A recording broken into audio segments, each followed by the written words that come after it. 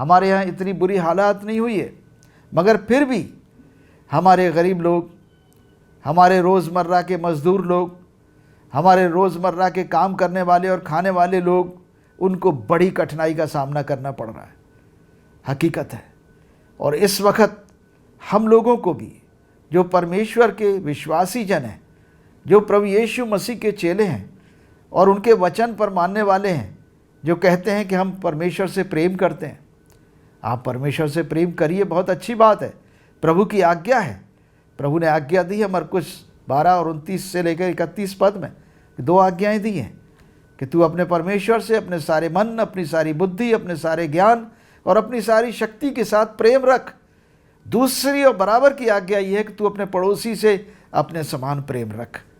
पड़ोसी हमारा कोई भी, किसी भी जाति, किसी धर्म, किसी भी वर्ग का हो सकता है, लेकिन उससे बराबर का प्रेम रखना अर्थ है कि अगर वो दुख में है, अगर वो परेशानी में है, अगर संकट में है, आर्थिक संकट है, भूख की ज़रूरत है, दाने की ज़रूरत है, खाने की ज़रूरत है, तो हमें अपना खाना उसके साथ बांटना चाहिए।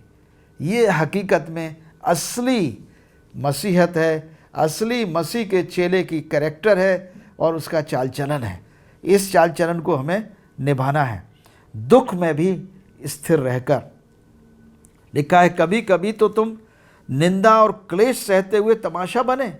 हम लोगों की ज़िंदगी में ऐसा हुआ है, कभी कभी यूँ कि तुम साजी हुए जिनकी दुर्दशा की जाती है, उन लोगों को जो परेशान थे, जो परसिक्यूट हो रहे थे, उनके साथ तुम उनके दुख में साजी बने, क्योंकि तुम कैदियों के दुख में भी दुखी हुए और अपनी संपत्ति भी आनंद से लुटने दी, ये जानकर कि तुम्हारे पास एक और उत्तम और सर्वदा ठहरने वाली संपत्ति है। इसलिए अपना हियाव न छोड़ो, क्योंकि उसका प्रतिफल बड़ा है। हालेलुया। क्योंकि तुम्हें धीरज धरना आवश्यक है, ताकि परमेश्वर की इच्छा को पूरी करके तुम प्रतिज्ञा का फल पाओ। ये समय है हमें धीरज धरने का, ये समय है आवश्यक, धीरज धरना आवश्यक है, ताकि हम परमेश्वर की इच्छा पूरी करके अपना प्रतिफल पाएं। वचन आगे कहता है, क्योंकि अब बहुत ही थोड़ा समय रह गया है, अब जब कि आने वाला आएगा और देर न करेगा। पर मेरा धर्मी जन विश्वास से जीवित रहेगा, और यदि वो पीछे हट जाए तो मेरा मन उससे प्रसन्न न होगा। पर हम हटने वाले नहीं कि नाश हो जाएं, पर विश्वास करने वाले हैं कि प्राणों को बचाएं। ये वचन सन 1996 में मुझे बड़ी प्रेरणा दिया था। ख़ास तौर से मेरा धर्मी जन विश्वास से जीवित रहेगा, और यदि वो पीछे हट जाए तो मेरा मन उससे प्रसन्न न होगा। हमने कहा, हे प्रभु, हम पीछे हटने वाले नहीं हैं, हम तुम्हें प्रसन्न करेंगे, हम तुम्हारे पीछे चलेंगे, तुम्हारे वचन पर मानेंगे, तुम्हारी इच्छा को पूरा करेंगे। हमने प्रभु की इच्छा पूरी करने का प्रण किया। यही इब्रानियों 10:37 से 39 तक। क्योंकि अब बहुत थोड़ा वक्त रह गया है, आने वाला आएगा, देर न करेगा, पर मेरा धर्मी जन विश्वास से जीवित रहेगा, और यदि वो पीछे हट जाए तो मेरा मन उससे प्रसन्न न होगा। ये मुझे एकदम मेरे दिल में बैठ गया, ऐसे बच गया जब रीमा वर्ड हो। ऐसा लगा जैसे परमेश्वर मुझसे बात कर रहा है कि भाई तू कहाँ जा रहा है, वापस लौट कर क्यों जा रहा है। और इस वचन ने मुझे रोक दिया, और उसके बाद हम जानते हैं हमने वचन पर स्थिर रहकर प्रभु की आवाज़ को सुना और कहा, हे प्रभु, हम पीछे हटने वाले नहीं कि नाश हो जाए, परंतु प्राणों को विश्वास करने वाले हैं कि प्राणों को बचाएं। और हमने वही किया, और प्रभु ने पूर्ण तरीके से अपनी सेवा के लिए हमें ग्रहण कर लिया। तो हकीकत है, प्रभु का वचन सामर्थी होता है, प्रभु का वचन शक्तिशाली होता है। प्रभु के वचन पर अगर हम विश्वास करें तो जो बातें असंभव होती हैं हमारे लिए वो हो जाती हैं। प्रभु यीशु मसीह ने जब कहा है कि जहाँ 2 या 3 जन मेरे नाम से इकट्ठे होंगे मैं उनके बीच में होऊंगा, तो आप क्या समझते हो कि प्रभु यीशु मसीह वहाँ नहीं होंगे? निश्चित होंगे। हम देखेंगे मत्ती रचित सुसमाचार उसका 24 अध्याय और उसका 35 पद।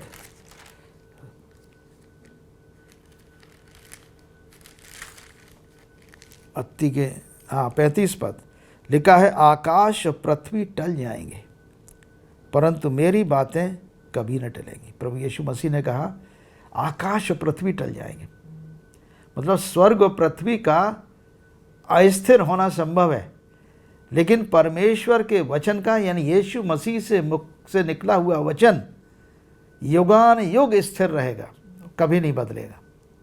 कारण जैसा इब्रानियों के 13 अध्याय उसके 8 पद में लिखा कि यीशु मसीह कल आज और युगान युग एक सा है।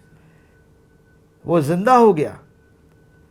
यीशु मसीह ने दुख उठाया, क्रूस पर दुख उठाया, मृत्यु सह ली, कब्र में गाड़े गए। लिखा है हम हमारे सब पापों को, हमारे बीमारियों को, हमारे रोगों को, हमारे श्रापों को अपनी देह पर उठाकर क्रूस पर चढ़ गया ताकि हम पाप के लिए मरकर धार्मिकता के लिए जीवन बिताएं और उसी के मार खाने से हम चंगे हुए हैं। यीशु मसीह कब्र में गाड़े गए, तीसरे दिन मुर्दों में से जी उठे और 40 दिन के बाद प्रभु यीशु मसीह जीवित स्वर्ग पर उठाए गए और आकाशवाणी हुई कि जैसा तुम उसे जाते हुए देख रहे हो उसको दोबारा बादलों पर ही आते हुए देखोगे।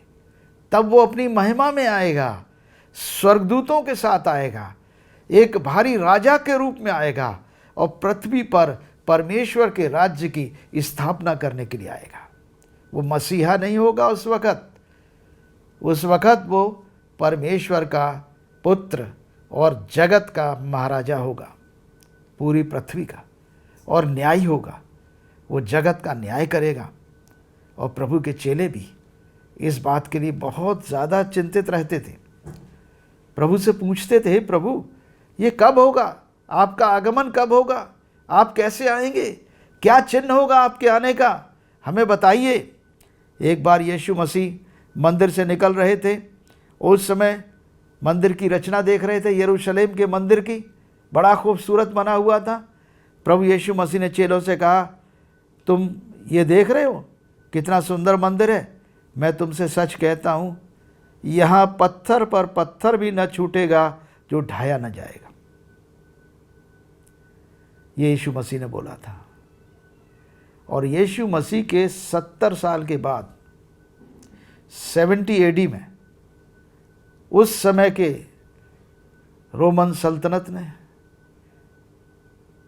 यरूशलेम पर चढ़ाई की थी, इज़राइल पर चढ़ाई की थी और तमाम यहूदियों को मार डाला गया था और मंदिर को पूरे तरीके से नाश कर दिया गया था, गिरा दिया गया था। ईंट पर ईंट नहीं रही वहाँ, पत्थर पर पत्थर नहीं रहा। जैसा प्रभु यीशु मसीह ने बोला वैसा ही AD 70 में मंदिर के बारे में जो भविष्यवाणी थी पूरी हो गई। ऐसे ही मेरे प्रियो, जो कुछ यीशु मसीह ने बोला है अपने दूसरे आगमन के बारे में वो भी पूरा होगा। प्रभु का वचन फिर से हम देखते हैं कि यीशु में जब जैतून के पहाड़ पर बैठे थे तो चेले आ गए, मत्ती के 24 अध्याय में। और चेलों ने प्रभु से पूछा, हमें बता ये बातें कब होंगी और तेरे आने का और जगत के अंत का क्या चिन्ह होगा? प्रभु ने उन्हें बताया, सावधान रहो, कोई तुम्हें भरमाने न पाए। इसका मतलब है भरमाने वाले इस दुनिया में बेहद आएंगे। 2000 साल से लगातार भरमाने वाले अपनी अपनी नई नई डॉक्ट्रिन्स लेकर जगत में आ गए। लगातार वो अपने हिसाब से भविष्यवाणियाँ करते हैं। लगातार कुछ लोग तो ये कहने लगे मैं ही मसीह हूँ। ऐसा भी हुआ है पास्ट में। जैसा प्रभु यीशु मसीह ने कहा है, बहुत लोग ऐसे आएंगे जो मेरा नाम लेकर कहेंगे मैं मसीह हूँ और बहुतों को भरमाएंगे। ऐसा इंसिडेंट हुआ है, जगत में हुआ है, कई जगह हुआ है, भारत में भी हुआ है, विदेशों में भी हुआ है, कई स्थानों में हुआ है कि परमेश्वर के दास थे, पहले शुरुआत में प्रभु की सेवा करते थे और अचानक उनको दिमाग में क्या आया कि वो कहने लगे मैं मसीह हूँ। इस प्रकार से बहुत सारे लोग आए और उन्होंने भरमाया बहुत लोगों को। आगे कह रहे हैं तुम लड़ाइयों पर लड़ाइयों की चर्चा सुनोगे तो घबरा न जाना, इन बातों का होना अवश्य है, परंतु उस समय अंत ना आएगा। आप समझते हैं कि लड़ाइयाँ आज हमारे समय में हो रही हैं? हमारे समय से पहले ज़बरदस्त लड़ाइयाँ हो चुकी हैं। यरूशलेम में उतना लहू बहाया गया है, AD 70 में ही इतना यरूशलेम में लहू बहाएगा जिसकी कोई हद नहीं है। फर्स्ट वर्ल्ड वार में कितना लहू बहाया गया, सेकेंड वर्ल्ड वार जबरदस्त 60 लाख यहूदियों को यूरोप में मार दिया गया था। कितना बेहद लहू बहाया गया है। तो ये लड़ाइयों की चर्चा हम सुन चुके हैं, शुरुआती दौर की बात है। प्रभु की भविष्यवाणियाँ निरंतर पूरी हो रही है, लेकिन प्रभु कह रहे हैं उस समय अंत नहीं होगा, मत परेशान मत हो। जाति पर जाति और राज्य पर राज्य चढ़ाई करेगा। अगर हम याद करें आपके बचपन में जातिवाद हमारे देश में इतना ज़्यादा बुरी तरह से नहीं फैला था जितना जातिवाद आज की तारीख में है, क्योंकि ये अंत के समय है। अब जाति से जाति, जाति पर जाति चढ़ाई कर रही है। ये पिछले 10, 15, 20 साल से लगातार हो रहा है, जबरदस्त हो रहा है। लोग जातियों में बट गए हैं, लोग धर्म में बट गए हैं, एक दूसरे के खिलाफ षड्यंत्र कर रहे हैं, रिलीजन के नाम पर एक दूसरे से नफरत कर रहे हैं। ये बातें पहले नहीं थी इतनी जितनी आज की तारीख में दुनिया में हो रही हैं। इसके लिए हमें जानना पड़ेगा कि अंतिम समय है, ये अंतिम दिन है जिसमें हम लोग निकल रहे हैं। जाति पर जाति, राज्य पर राज्य चढ़ाई करेगा, जगह जगह अकाल पड़ेंगे, भूकंप होंगे। पहले भी भूकंप बहुत आए हैं और इस वक्त पिछले 100 साल में सबसे ज़्यादा भूकंप आए, इसमें दो राय नहीं है। ये सब बातें पीड़ाओं का आरंभ होंगी। तब वे क्लेश देने के लिए तुम्हें पकड़वाएंगे, तुम्हें मार डालेंगे। मेरे नाम के कारण सब जातियों के लोग तुमसे बैर रखेंगे। प्रभु यीशु मसीह के चेले रोमी सल्तनत के समय में कितना दुख उठाए थे। ये प्रभु की भविष्यवाणी क्या पूरी नहीं हुई उस वक़्त जब पतरस को क्रूस पर उल्टा टांगा गया था, जब पौलुस की गर्दन काटी गई थी, तमाम चेलों को सताया गया था, मारा गया था। मसीह के विश्वासियों को पूरे उस यूरोप में, पूरे उस इस्राएल में, मिडिल ईस्ट में बेहद सताया गया था।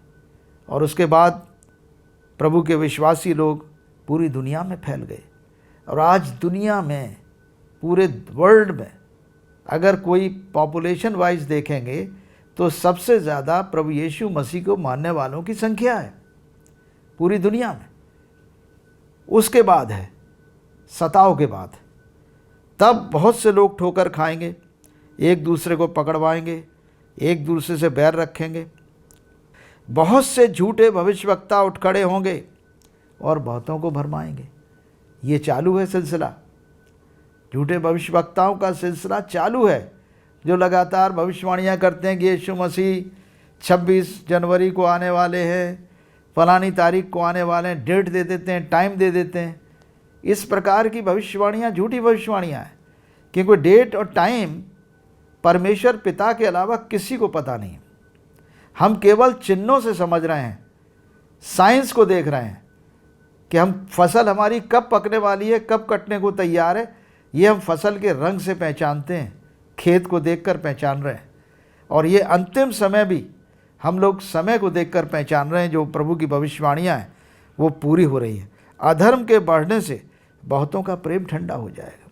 हम देख रहे हैं औरतें अपने बच्चों को मार देती हैं, कितनी अखबार में खबरें आ रही हैं। बच्चे अपने माता पिता को मार देते हैं, लालच और लोभ के कारण, पैसे के कारण माता पिता अपने बच्चों को मार डालते हैं। ये हालत पहले कभी सुनी नहीं जाती थी, लेकिन अब अधर्म के बढ़ने के कारण प्रेम ठंडा हो गया है। भाइयों भाइयों का प्रेम नहीं रह गया, बहनों बहनों का प्रेम नहीं रह गया, पिता और पुत्र का प्रेम नहीं रह गया, बेटा बेटी का प्रेम खत्म हो गया है। क्यों? क्योंकि अधर्म बहुत बढ़ गया है। अविश्वास सबसे बड़ा अधर्म है कि परमेश्वर है ही नहीं, परमेश्वर का भय नहीं है, ये सबसे बड़ा अधर्म है। और अधर्म की चिन्ह जो होते हैं वो हमारे कर्मों में दिखाई देते हैं, बुरे बुरे काम। परंतु जो अंत तक धीरज धरे रहेगा उसी का उद्धार होगा। प्रभु कह रहे हैं धीरज रखना, कि तुम्हें धीरज धरना आवश्यक है। 10 अध्याय इब्रानियों के और उसकी 36 पद में संत पौलुस कह रहे हैं तुम्हें धीरज धरना आवश्यक है, ताकि परमेश्वर की इच्छा को पूरी करके तुम प्रतिज्ञा का फल पाओ। इसी बात को प्रभु यीशु मसीह भी कह रहे हैं मत्ती के 24 अध्याय में 13 पद में, परंतु अंत तक जो धीरज धरे रहेगा उसी का उद्धार होगा। और परमेश्वर के राज्य यानी राज्य का ये सुसमाचार सारे जगत में प्रचार किया जाएगा कि सब जातियों पर गवाही हो, तब अंत आ जाएगा। ना हमारा सवाल ये है, क्या परमेश्वर के राज्य का सुसमाचार सारे जगत में प्रचार किया जा चुका है? अभी तक इसका असेसमेंट इतना ही आ रहा है कि नहीं, परमेश्वर के राज्य का सुसमाचार पूरी दुनिया में अभी तक नहीं सुनाया जा चुका है। हर भाषा में लोग सुनना चाहेंगे ना। हम हिंदी में बोल रहे हैं तो ये फारस के लोग कैसे समझ पाएंगे हमारी भाषा?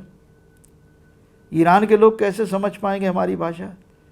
इराक के लोग हमारी भाषा कैसे समझेंगे हमारी भाषा? अगर यही सुसमाचार उन्हीं की भाषा में सुनाया जाएगा तो वो समझेंगे। मेरे ख्याल से परमेश्वर अंत के दिनों में सुसमाचार प्रचारक पूरी दुनिया में हर भाषा में हर कुल में खड़ा करेगा। ये असली भविष्यवाणी है जो इस पर आधारित है, जो प्रभु के वचन पर आधारित है, जो मैं आज आपको बता रहा हूँ। ये भविष्यवाणी कर रहा हूँ कि प्रभु अंत के दिनों में इस राज्य के सुसमाचार सुनाने के लिए जगत में हर भाषा हर कुल में अपने वचन बोलने वालों को खड़ा करेगा, प्रचारकों को खड़ा करेगा, जो सुसमाचार का प्रचार करेंगे, उनकी अपनी भाषा में करेंगे, उनके अपने लोगों के बीच में करेंगे। तब ये सुसमाचार सारे जगत में फैलेगा, क्योंकि हर एक को इस अच्छे समाचार को सुनने का मौका मिलना आवश्यक है। इससे पहले कि परमेश्वर न्याय करे, परमेश्वर नेचुरल जस्टिस का सिद्धांत मानता है, जिस नेचुरल जस्टिस के सिद्धांत को हम अपने कानून में भी मानते हैं। हमारे यहाँ भी नेचुरल जस्टिस का सिद्धांत है, प्राकृतिक न्याय। आप न्याय कैसे करोगे जब तक किसी को अपॉर्चुनिटी न दो? अपॉर्चुनिटी मिलना अवश्य है। और लिखा है कि सब जातियों पर गवाही हो। इस सुसमाचार के प्रचार के द्वारा सब जातियों पर गवाही होगी और तब अंत आएगा। और अंत का मतलब है परमेश्वर के पुत्र यीशु मसीह का दूसरा आगमन कैसे होगा। 15 पद में लिखा है, इसलिए तुम उस उजाड़ने वाली घृणित वस्तु को जिसकी चर्चा दानियल भविष्यवक्ता ने की है पवित्र स्थान में खड़ी हुई देखो तो समझ लेना। तब जो यहूदिया में हो वो पहाड़ पर भाग जाएं, और जो छत पर हो वो अपने घर में सामान लेने को न उतरे, और जो खेत में हो वो अपना कपड़ा लेने को पीछे न लौटे। आजकल क्या हो रहा है? लॉकडाउन चारों तरफ। यीशु मसीह का तुरंत आगमन नहीं है, लेकिन ये चिन्ह है। दूर दराज से दूसरे देशों में लोग फंसे हुए हैं, नहीं निकल पा रहे हैं। तो ये एक्चुअली अंत के दिनों में इस प्रकार की घटनाओं का आरंभ होगा। ये तुरंत होना नहीं हो गया है। उन दिनों में जो गर्भवती दूध पिलाती होंगी, हाय हाय प्रार्थना किया करो कि तुम्हें जाड़े में या सब्त के दिन न भागना पड़े, ये मुसीबत का दिन ना आए, क्योंकि उस समय बड़ा क्लेश होगा। जगत के आरंभ से न तो अब तक हुआ है न कभी होगा। यदि वे दिन घटाए न जाते, ये भी बात सही है कि पीड़ाओं का आरंभ होगा, और प्रभु ने यह भी कहा है कि महामारी दुनिया में दिखाई देंगी, फैलेंगी। ये सब चिन्ह हैं। तो चिन्हों को हमें पढ़ना है और चिन्ह को पढ़ के अलर्ट होना है, ना कि भयभीत होना है। विश्वासियों को भय का कोई कारण नहीं है। हमारे लिए तो खुशी का कारण है प्रभु यीशु मसीह का आगमन, दूसरा आगमन हमारे लिए तो आनंद का विषय है। तो इसलिए हमें चिन्ह पहचानने हैं और जल्द से जल्द प्रभु के काम को करना है। यदि वे दिन घटाए न जाते तो कोई प्राणी न बचता, परंतु चुने हुए के लिए वे दिन घटाए जाएंगे। उस समय यदि कोई तुमसे कहे देखो मसीह यहाँ है या वहाँ है, तो विश्वास न करना। ऐसे भी लोग आएंगे कि भाई यीशु मसीह फलाने गांव में आ गया है, फलाने देश में दिख रहा है, फलानी जगह दिख रहा है। ऐसा नहीं होगा। प्रभु के आने का समय एकदम फ़र्क होगा। लिखा है उसमें झूठे मसीह और झूठे भविष्यवक्ता उठ खड़े होंगे। अभी कहाँ आए इतने? अभी ये झूठे भविष्यवक्ता और झूठे मसीह अभी आपको कहीं सुनाई दिए हैं? ज़्यादा नहीं सुनाई दिए हैं। ये समय बाकी है। प्रभु के आने से पहले ये सब होगा। अद्भुत काम दिखाई देंगे। यदि हो सके तो चुने हुओं को भरमा देंगे। वो अभी तक नहीं आए हैं। ये झूठे भविष्यवक्ता, झूठे मसीह भी नहीं आए जो बड़े बड़े चमत्कार करेंगे, जनता को भड़का देंगे, विश्वासियों को भड़का देंगे, भरमा देंगे, विश्वास से भटका देंगे। अभी तक नहीं आए हैं। आने का इंतज़ार करना है। हमें आ सकते हैं। देखो मैंने पहले ही तुमसे कह दिया, इसलिए यदि तुम से कोई कहे देखो मसीह जंगल में है तो बाहर न निकलना, या देखो कोठरियों में है तो विश्वास न करना। क्योंकि जैसे बिजली पूरब से निकलकर पश्चिम तक चमकती है, वैसे ही पर मनुष्य का पुत्र भी उसका आना होगा। जैसे बिजली पूरब से निकलकर पश्चिम तक चमकती है, बादल का चमकना, बिजली का चमकना हमने सब देखा होगा। एक शहर से दूसरे शहर में बिजली का चमकना दिखाई दे जाता है, और बिजली जब चमकती है तो सबको पता लग जाता है कि बादल इस समय गरज रहे हैं, बिजली चमक रही है। यीशु मसीह का आना बिजली की चमक के समान होगा। हर आदमी, हर निगाह देखेगी। उन दिनों में क्लेश के बाद सूर्य अंधेरा हो जाएगा, चंद्रमा का प्रकाश जाता रहेगा, तारे गिर पड़ेंगे, आकाश की शक्तियां हिलाई जाएंगी। तब मनुष्य के पुत्र का चिन्ह आकाश में दिखाई देगा, और तब पृथ्वी पर सब कुलों के लोग छाती पीटेंगे। मनुष्य के पुत्र की को बड़ी सामर्थ और ऐश्वर्य के साथ आकाश के बादलों में आते देखेंगे। हालेलुया। वो छोटा मोटा नहीं है भाई। कैसे आएगा वो? महाशक्तिशाली परमेश्वर, महाशक्तिशाली राजा के रूप में पृथ्वी पर प्रकट होगा। वो तुरही के बड़े शब्द के साथ अपने दूतों को भेजेगा, और वे आकाश के इस छोर से दूसरे छोर तक चारों दिशाओं से उसके चुने हुओं को इकट्ठा करेंगे। प्रभु कह रहे हैं, अंजीर के पेड़ का दृष्टांत सीखो। जब उसकी डाली कोमल हो जाती है और पत्ते निकलने लगते हैं तो जान लेते हो कि ग्रीष्मकाल निकट है, गर्मी पड़ने वाली है। और इसी रीति से जब तुम इन बातों को देखो तो जान लो कि वो निकट है, वरन द्वार ही पर है। मैं तुमसे सच कहता हूँ कि जब तक ये बातें पूरी न हों तब तक इस पीढ़ी का अंत नहीं होगा। आकाश और पृथ्वी टल जाएंगे, परंतु मेरी बातें कभी न टलेंगी। यीशु मसीह आएगा, डंके की चोट आएगा, और बहुत ज़बरदस्त तुरही फूकी जाएगी। बड़ी सामर्थ के साथ, ऐश्वर्य के साथ आकाश के बादलों पर आएगा। जैसे वो सैकड़ों लोगों के सामने जब इकट्ठे थे बैतनिय्याह में, यरूशलेम में, जब पहली बार यीशु मसीह स्वर्ग पर जीवित उठाए गए, तो उस वक़्त आकाशवाणी हुई थी कि देखो जैसे तुम इसे जाते देख रहे हो, एक दिन तुम उसे वैसे ही आते हुए देखोगे। मेरे प्रियो, ये आकाशवाणी प्रभु यीशु मसीह के दोबारा आने की हुई है। यीशु मसीह कोई इस प्रकार से प्रभु जो हैं इस दुनिया में आएंगे और जाएंगे, लिखा है प्रेरितों के काम और उसका पहला अध्याय उसका 11 पद, जब प्रभु यीशु मसीह को स्वर्ग में उठाया जा रहा था, लिखा हुआ है उसको जाते समय देखा और लोग आकाश में ताक रहे थे, तो 2 पुरुष श्वेत वर्ष में वस्त्र पहने हुए उनके पास आ खड़े हुए, यानी स्वर्गदूत, और उन्होंने कहा, हे गलीली पुरुषों, तुम क्यों आकाश की ओर देख रहे हो? यही यीशु जो तुम्हारे पास से स्वर्ग में उठा लिया गया है, जिस रीति से तुमने उसे स्वर्ग को जाते देखा है, उसी रीति से वो फिर आएगा। Let us believe the word of God.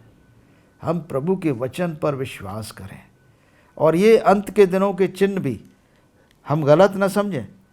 ये जो पीड़ाओं का आरंभ है, ये जो अकाल पड़ेंगे, भूकंप होंगे, महामारी होंगी, ये सब पीड़ाओं के आरंभ हैं, प्रभु के आने के चिन्ह हैं। लेकिन इनको देखकर हमें घबराना नहीं है। हमें सुसमाचार का प्रचार करना है इस दुनिया में। हमें सत्य को बताना है दुनिया को कि देखो, मुक्तिदाता प्रभु यीशु मसीह परमेश्वर का पुत्र है और जगत के लोगों से प्रेम करता है, और उसने पूरी पृथ्वी के लिए, पूरी दुनिया के लिए अपने आप को कुर्बान किया था। वो हमसे प्रेम करता है। परमेश्वर प्रेम है।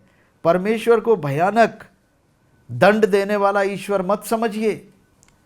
परमेश्वर डरावना नहीं है।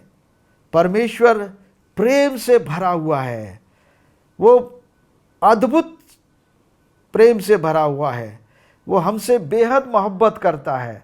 वो अपनी पाक रूह को हमारे लिए भेजा है ताकि हम पवित्र आत्मा को प्राप्त करके परमेश्वर के पुत्र यीशु मसीह को पहचान सकें, और उसको जैसा वो है वैसा हम उसे जान सकें कि ये परमेश्वर का पुत्र हमारे वास्ते इस दुनिया में आया है। क्यों आया है? क्योंकि परमेश्वर ने जगत से प्रेम किया है। वो जगत को दंड देने के लिए नहीं, जगत को बचाने के लिए आया है, मुक्ति देने के लिए आया है। और ये सुसमाचार प्रभु यीशु मसीह ने खुद कहा कि ये मुक्ति देने वाला सुसमाचार, ये छुड़ाने वाला, उद्धार देने वाला सुसमाचार पूरे जगत में प्रचार किया जाएगा ताकि सब जातियों पर गवाही हो और फिर अंत आ जाएगा। इसलिए मेरे प्रियो, परमेश्वर के वचन पर ज़्यादा ध्यान दीजिए और वचन पर हर भविष्यवाणी को जांचिए, परखिए कि भविष्यवक्ता यदि कुछ कह भी रहे हैं तो क्या हमारे प्रभु के वचन के अनुसार वो भविष्यवाणी है या नहीं। यदि है तो उस पर विश्वास कीजिए, यदि नहीं है तो वो विश्वास के योग्य भविष्यवाणी नहीं है। और प्रभु पहले ही 2000 साल पहले इस बात को बता चुके हैं। परमेश्वर आप सबको बड़ी बरकत और आशीष दे। परमेश्वर हमारे देश को, हमारे प्रदेश को, हमारी इस दुनिया को बचाए इस बड़ी महामारी से। हमारे एडमिनिस्ट्रेशन को, हमारे पॉलिटिकल लीडर्स को, हमारे राज्य के सब कर्मचारियों को, हमारे अधिकारियों को, प्रशासन को, शासन को हम यीशु के पवित्र लहू में ढांकते हैं ताकि वो जनता की सेवा पूरे दिल से कर सकें इस माहौल में, जबकि इस महारोग का आगमन पूरी दुनिया में है।